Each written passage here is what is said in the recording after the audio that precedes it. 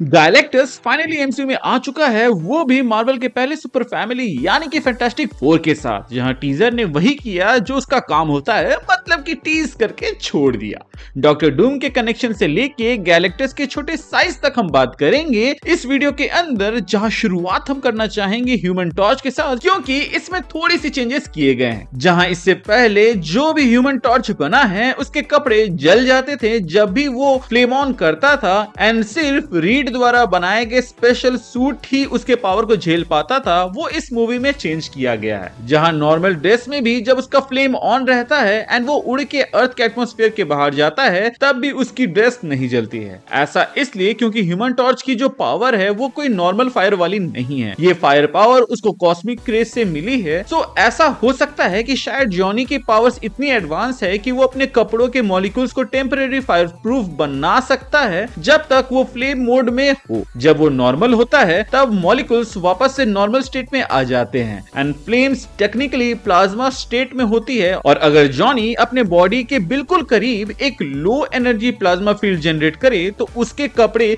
उसके high temperature flame से बचे रह सकते हैं, मतलब वो फायर प्रूफ बबल के जैसे होगा। हो सकता है कि जॉनी यहाँ पर अपने एनर्जी का एक इनविजिबल फोर्स फील्ड जनरेट कर रहा होगा जो उसके कपड़ों को प्रोटेक्ट कर रहा होगा, लेकिन फ्लेम्स को अंदर से बाहर निकलने दे रहा होगा। ये सेम कॉन्सेप्ट सुजन स्टॉर्म यानी कि इनविजिबल वुमेन के फोर्स फील्ड जैसा हो सकता है। इसके अलावा ये एटमॉस्फेयर के बाहर जाते ही जॉनी ह्यूमन टॉर्च से ह्यूमन इसलिए बन जाता है क्योंकि वहां ऑक्सीजन नहीं है, तो उसका लिमिट वहीं तक था, क्योंकि फायर को एक्टिवेट रहने के लिए ऑक्सीजन की जरूरत पड़ती है। प्लस ये अभी अभी ह्यूमन टॉर्च बना है और इसको अपने पावर के बारे में ज्यादा पता नहीं। बात करें बाकी फैमिली मेंबर की तो मिस्टर फैंटास्टिक की पावर हमें नहीं दिखाई गई क्योंकि वो दिमाग के लिए जाने जाते हैं, ना कि अपने पावर्स के लिए। बट सुजन का ये फोर्स फील्ड वाला सीन देखकर अच्छा लगा, जो कि काफी कूल था, बिल्कुल उसके इनविजिबल होने वाले पावर के जैसे। बात करें द थिंग की तो इसको काफी कॉमिक एक्यूरेट रखा गया है लुक वाइज। इवन जब हर्वी के साथ यहाँ इन लोगों का टेस्ट डिसएग्रीमेंट होता है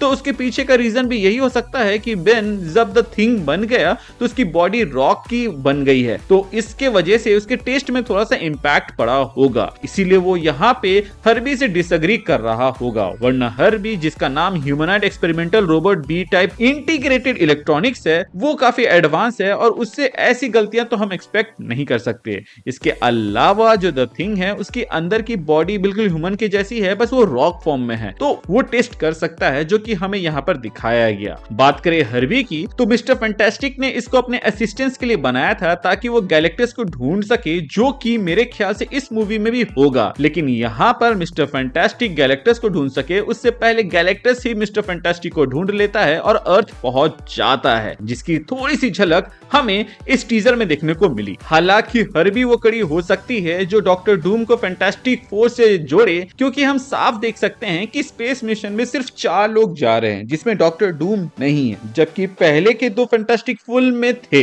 इसके अलावा हर्वी एक रोबोट है तो उसको हैक किया जा सकता है, एंड अगर डॉक्टर डूम इसको हैक कर लेगा तो ये दर्शाएगा कि डॉक्टर डूम का दिमाग मिस्टर फैंटास्टिक से ज्यादा चलता है, जो कि फैक्ट भी है। एंड इतना ही नहीं, हर्वी के जरिए डॉक्टर डूम इस मूवी में रीड की मदद करेगा अल्टीमेट नलिफायर बनाने में, ताकि वो गैलेक्टस को रोक सके। एंड एक बार जब ये खतरा टल जाएगा तब डॉक्टर डूम उस अल्टीमेट नलिफायर की मदद से गैलेक्टस के कॉस्मिक पावर को अपने अंदर ले लेगा। आई नो कॉमिक्स में ह्यूमन टॉर्च अल्टीमेट नलिफायर टार 2 से लाया था, जो कि गैलेक्टस का घर था, बट एमसीयू में ये होना पॉसिबल ही नहीं है क्योंकि गैलेक्टस के घर के बारे में वॉचर ने बताया था एंड वॉचर इस मूवी में होने से रहा। इसके अलावा अल्टीमेट नलिफायर को अगर यहाँ पर रीड एंड डॉक्टर डूम के दिमाग के मदद से बनते हुए दिखाया जाएगा तो ये एक बहुत बड़ी बात होगी, जो कि ये भी इंप्लाई करेगा कि जो हमें सेलेस्टियल यहाँ पर देखने को मिला था आरिशम, उसको भी हराया जा सकता है टेक के मदद से। इसके अलावा हम देख पाते हैं कि गैलेक्टस एंड आरिशम के साइज में काफी ज्यादा अंतर है, जिसके पीछे का कारण ये होगा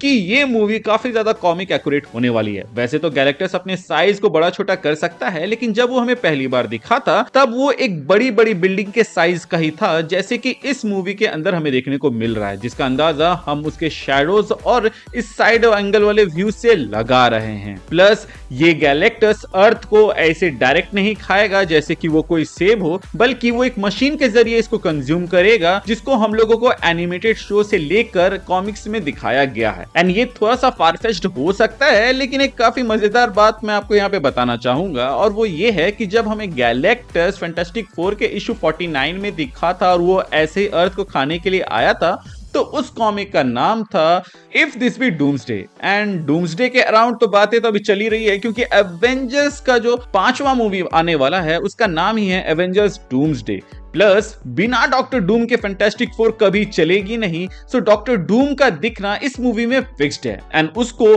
बहुत ही ज्यादा पावरफुल दिखाना है, लेकिन उसको यहाँ पर कॉस्मिक रेस से पावर नहीं मिली है जैसे इन लोगों को मिली है। तो मेरा दिमाग यही कहता है कि वो गैलेक्टस का पावर खींचेगा। इसके अलावा मेरी थ्योरी के हिसाब से गैलेक्टस असल में एलॉयथ का फिजिकल एम्बॉडीमेंट है या फिर उसका एजेंट है, जो कि प्लैनेट्स कंज्यूम करके एलॉयथ को जिंदा रख रहा है। एज लोकी जब से ही हू रिमेन्स का जगह लिया है तब से हर टाइमलाइन हेल्दी है एंड प्रूनिंग बहुत कम हो गई है, तो एलॉयथ भूखा होते जा रहा है एंड वो जिंदा रहने के लिए ये तरीका निकाला है। एंड इसी तरीके के जरिए ही डॉक्टर डूम लोकी तक पहुंचेगा एंड फिर होगा डूम्सडे। इस थ्योरी को मैंने काफी अच्छे तरीके से अपने पुराने वीडियो में बताया है, तो जब तक मैं इस टीजर का इन डेप्थ ब्रेकडाउन बनाता हूं तब तक आप लोग उसको चेकआउट कर सकते हैं, जिसका लिंक स्क्रीन में शो हो रहा होगा।